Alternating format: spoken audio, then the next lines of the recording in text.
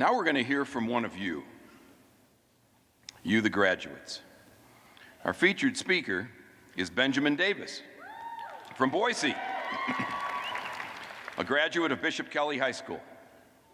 Today he's graduating with the highest honors and majors in both biology and pre-veterinary medicine, as well as minors in chemistry and dance. His background and his interest suggest he is clearly the 21st century Renaissance man. His scientific accomplishments include being named the Biochemistry Student of the Year in 2009, a summer research fellowship with the National Institute of Health, a National Science Foundation fellowship to work at the renowned Mount Desert Island Biological Laboratory in Bar Harbor, Maine. His academic excellence has been recognized through various scholarships along the way, as well as by his inclusion on the Dean's List nearly every year of his attendance. The path that led him to Boise State is even more interesting and varied. Prior to joining us as a student, Ben worked as a wildland firefighter, a forestry technician, a gymnastics instructor, an actor with the New Heritage Theater Company, and a circus performer in both the United States and Europe. I knew that one would get you. Ben plans to pursue his doctorate of veterinary medicine and a PhD in regenerative medicine and tissue engineering, with plans to become a researcher and university professor. Ladies and gentlemen, it's my distinct pleasure to introduce to you one of your fellow graduates, Mr. Benjamin Davis.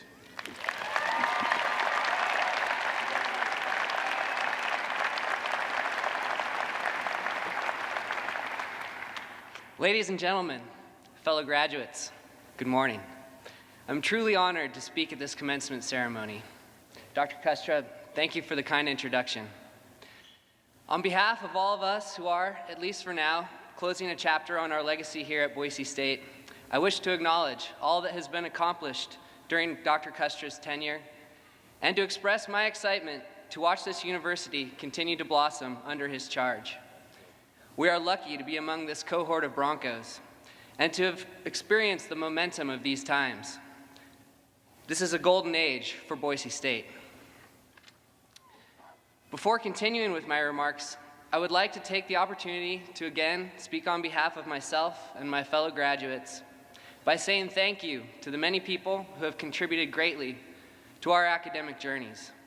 Our families, friends, classmates, teammates, coaches, the faculty and staff of Boise State University, and the innumerable people who have been there to support us as we work towards our goal of standing before you today as graduates. I would also like to specifically address my fellow graduates and offer my congratulations. Graduation represents the conclusion of years of hard work. Thus, it is a great time to reflect on what we have accomplished and to take stock of how those accomplishments have changed the landscape of possibilities set before us. We have finished what we set out to do, fulfill the requirements of our degrees.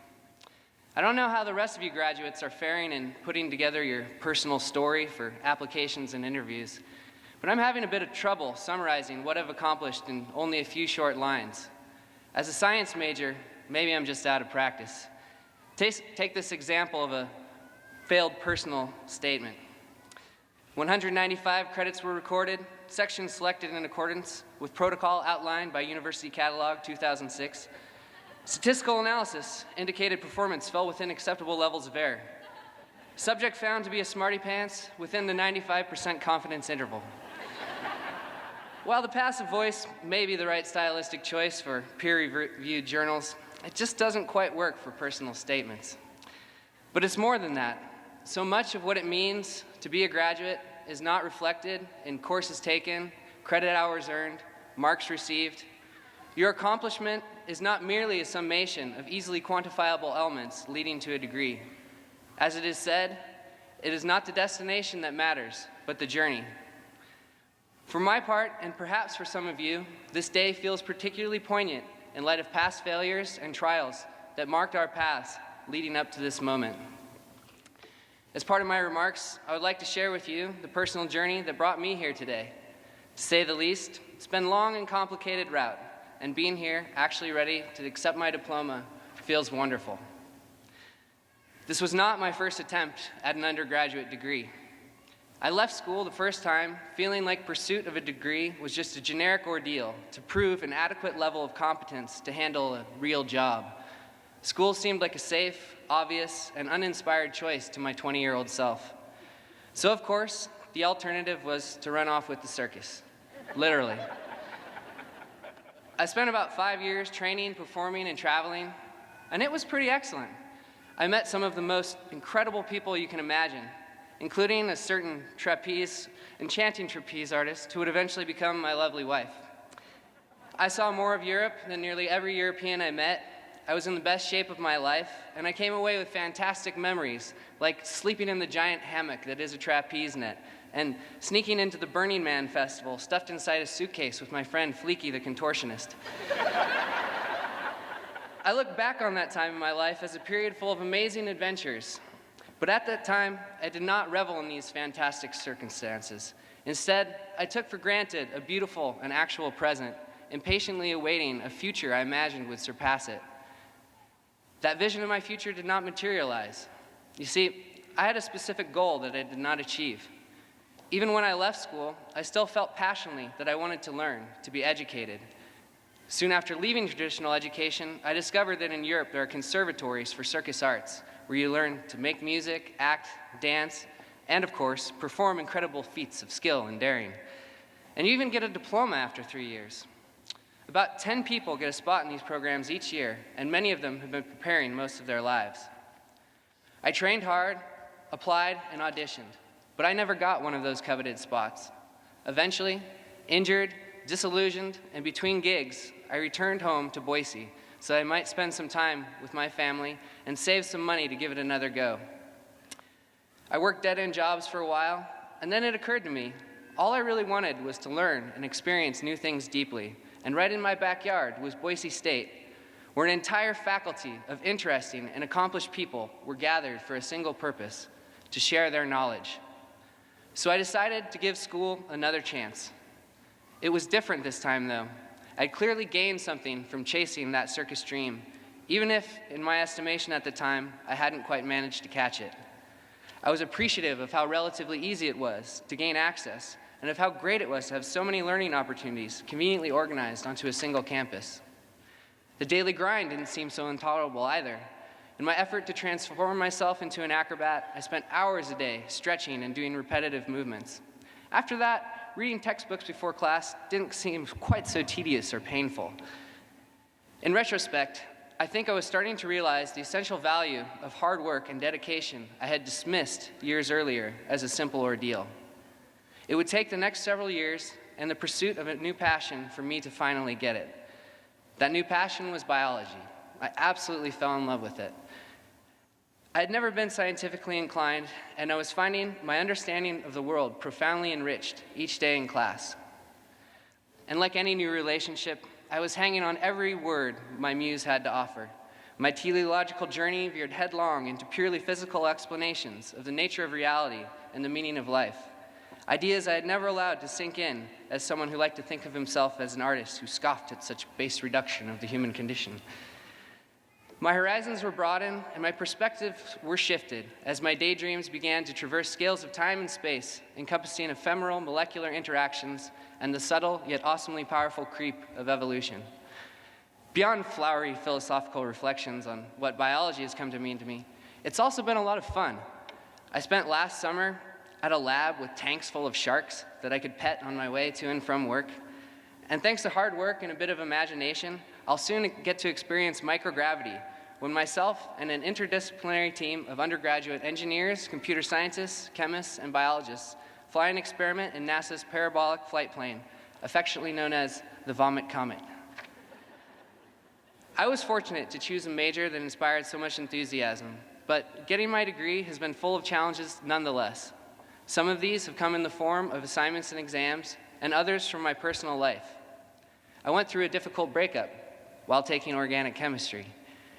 I became a father unexpectedly and under circumstances in which my son would be raised in another state. Making the decision to stay and finish my degree was very difficult. I busted my knee, started losing my hair, and started to question what I was doing and where it would lead. I couldn't always wrap my head around these existential crises, but I kept going to class and I kept doing the work because that was something I could always control. As a result, I got better at dealing with the bigger challenges. I grew up.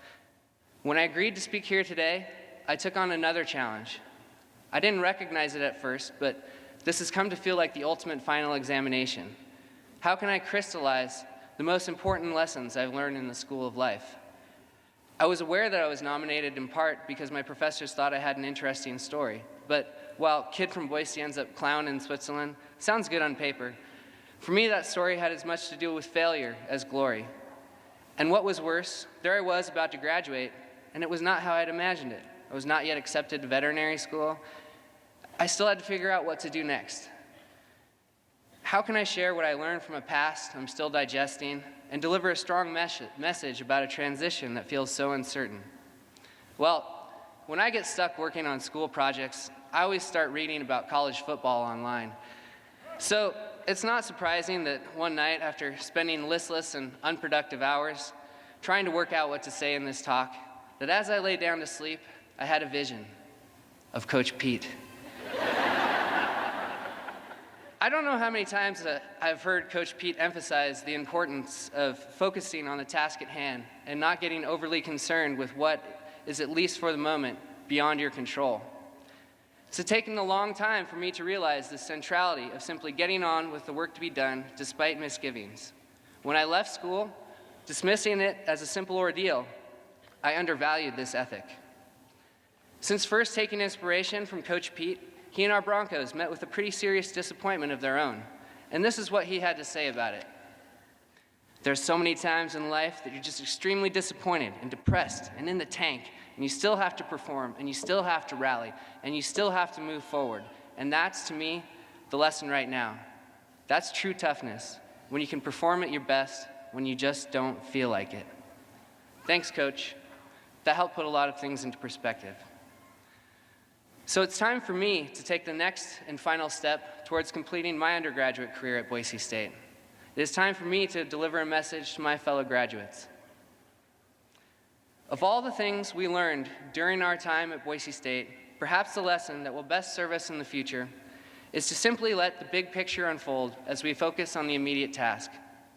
By doing so, we make ourselves stronger today so that no matter what happens tomorrow, we are better prepared to face it. I wish I could say that this is it, that you have reached the end of this ordeal, and for your efforts, you will receive an interesting, rewarding job, a healthy, happy family, fame, accolades, but I can't.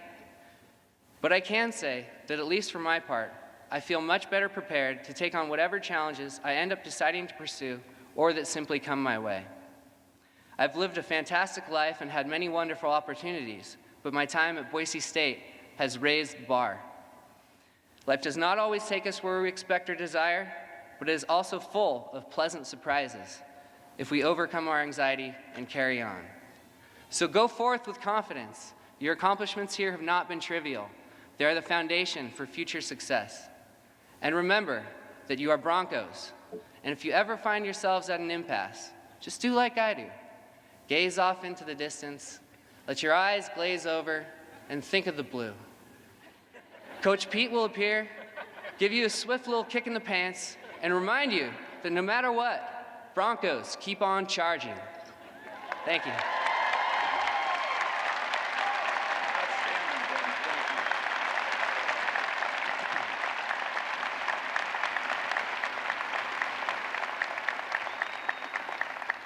I feel like I should say thank you for joining us, and we should move on from that lesson. Twice a year in May and December, those of us on this stage and our faculty just shake our heads. We'll never hear another speech like that. Ben Davis, you've proved us wrong for sure. That was an outstanding presentation. What a lesson for all of us to learn.